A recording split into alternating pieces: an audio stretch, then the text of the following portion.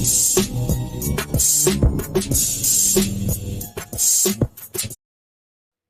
Friends, welcome to our channel. ரொம்ப டேஸ்ட்டாக ரொம்ப சிம்பிளாக ஒரு வெங்காய துவையல் எப்படி செய்யுதுன்னு பார்க்கலாம் வாங்க.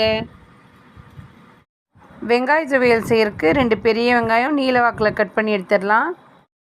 4-5 காஞ்ச மிளகாய், கொஞ்சமாக புளி, கருவேப்பிலை, கொத்தமல்லி தழை, ஒரு 5-6 பல் பூண்டு எடுத்துக்கலாம்.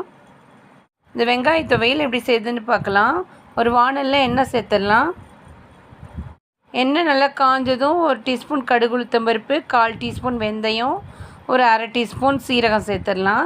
இது நல்லா பொரியட்டும். காஞ்ச மிளகாய், பூண்டு இதோடய சேர்த்துடலாம். நம்ம காரம் எவ்வளோ தேவையோ அந்தளவுக்கு மிளகாய் சேர்த்துக்கலாம். இது மிளகாய் ரொம்ப காரமாக இருக்கும், அதனால் நான் கம்மியாக சேர்த்துருக்கேன்.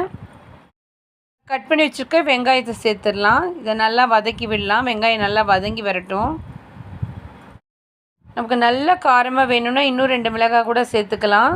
இந்த மிளகாய் ரொம்ப காரமாக இருக்கும், அதனால் நான் கம்மியாக சேர்த்துருக்கேன்.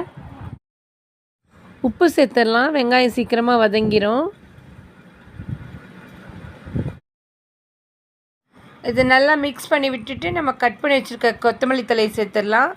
கருவேப்பிலை இதோடய சேர்த்துக்கலாம். புளி சேர்த்துடலாம். ஒரு 2 நிமிஷம் இதை நல்லா வதக்கி விடலாம். புளி, கருவேப்பிலை, கொத்தமல்லி இதெல்லாம் சூடாகணும். ஸ்டவ் ஆஃப் பண்ணிடலாம். இதை நல்லா ஆற வச்சு ஒரு மிக்ஸி ஜாரில் சேர்த்துடலாம். தண்ணி சேர்க்காமல் இதை நல்லா அரைச்சி எடுத்துக்கலாம்.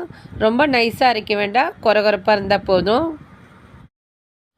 கடுகு உளுத்தம் பருப்பும் கருவேப்பிலையும் தாளித்து இந்த துவையலில் சேர்த்துடலாம். ரொம்ப டேஸ்டான வெங்காய துவையல் ரெடி ஆயிடுச்சு. சூடான சாதத்தோடு ரொம்ப அருமையாக இருக்கும். நீங்களும் இதே மெத்தடில் வெங்காய துவையல் ட்ரை பண்ணி பாருங்கள் ஃப்ரெண்ட்ஸ்.